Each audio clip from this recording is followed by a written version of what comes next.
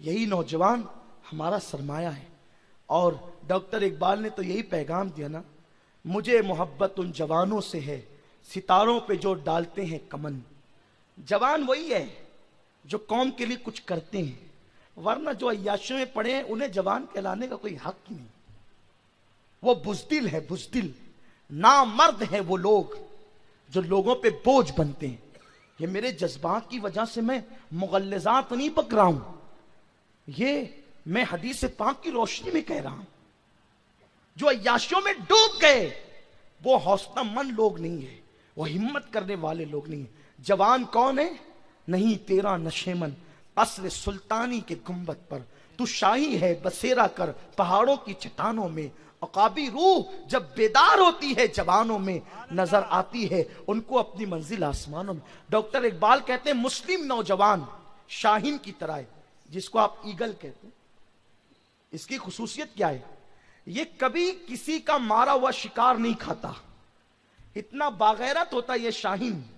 Doctor Iqbal کی شاعری کا مرکز ہے یہ، جو انہوں نے جوانوں کو مثل شاہین قرار دیا ہے، ایگل. ڈاکٹر صاحب کہتے ہیں کہ وہ کسی کا مارا ہوا شکار نہیں کھاتا، یعنی وہ کسی پر بوجھ نہیں بنتا، کسی پہ ڈیپینڈ نہیں کرتا.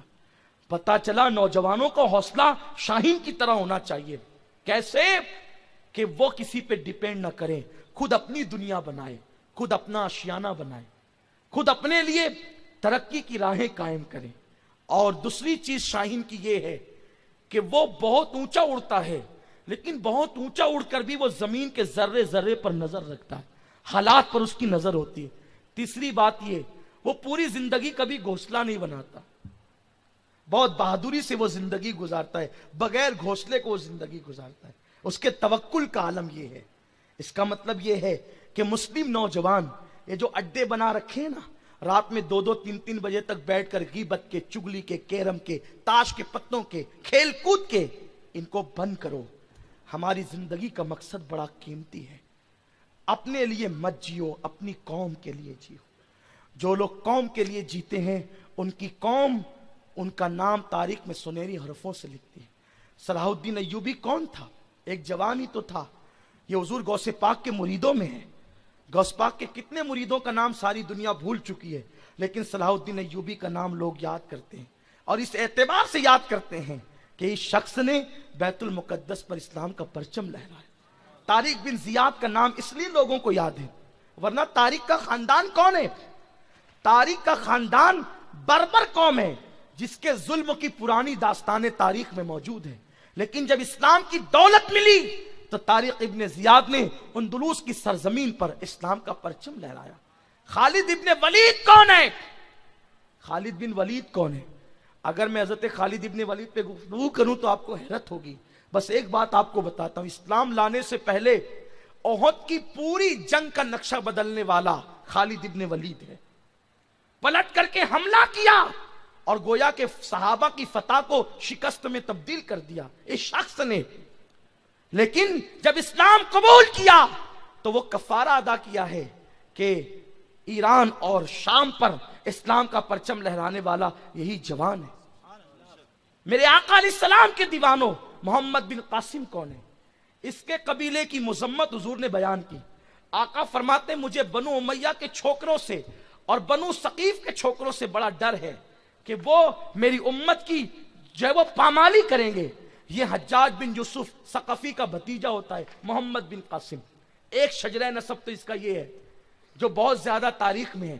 لیکن اگر یہ مان لیا جائے تو بھی ایسے خاندان کا لڑکا سندھ پر اسلام کا پرچم لہراتا ہے.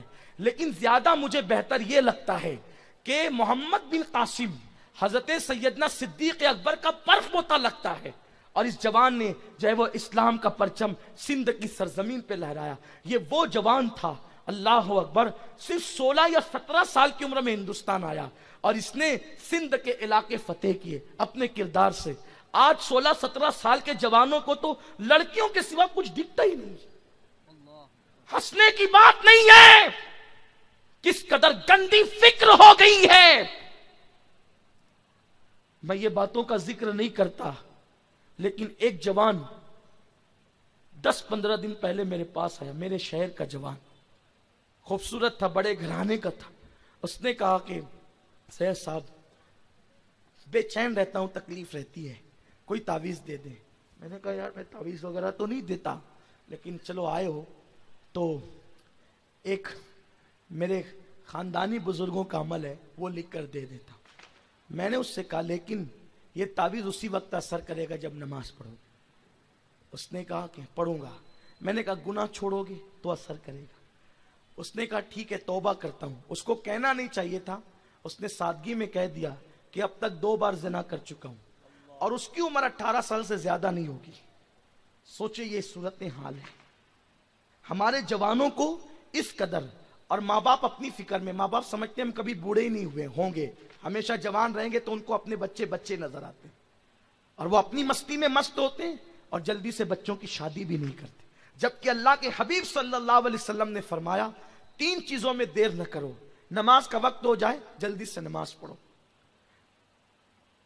جنازہ تیار ہو تدفین میں تاخیر مت کرو، بیٹا بیٹی بالغ ہو جائے تو ان کے نکاح کر دو۔ ابھی کہتے ہیں ہمارا بیٹا پیر پہ کھڑا ہوگا اور وہ یہ بنے گا وہ بنے گا، سب اپنی جگہ ہے، حالات تو دیکھو۔ 1450 سال پہلے آقا نے فرمایا بیٹا بیٹی کی شادی میں جلدی کرو، بالغ ہو جائے تو نکاح کر دو۔ اس کا مطلب یہ ہے کہ نکاح کے بعد بھی تو بیٹا پڑھائی کر سکتا ہے، اور لوگوں نے کیا ہے پڑھائی، بڑے بڑے بزرگوں کی تاریخ ہے۔ امام اعظم ابو حنیفہ نے اپنی تعلیم نکاح کے بعد مکمل کی ہے، پڑھائی آپ نے جو ہے وہ شادی کے بعد مکمل کی ہے۔ حضرت امام اعظم امام الائمہ سراج الامہ کاشف الغمہ، وہ امام اعظم جس نے کم و بیش 100 مرتبہ خواب میں اللہ کا دیدار کیا، امام اعظم ابو حنیفہ رحمت اللہ تعالی علیہ، اور زندگیاں اس طریقے سے تمام ہو گئی علم حاصل کرنے میں۔ ہمارے ایک مزاج بنائے کہ جب تک ڈگری نہیں ملیں گی شادی نہیں کریں گے، اور یہ بات دن میں 5 مرتبہ حکم دیا ہے۔ ہم ہر نماز میں کہتے ہیں رب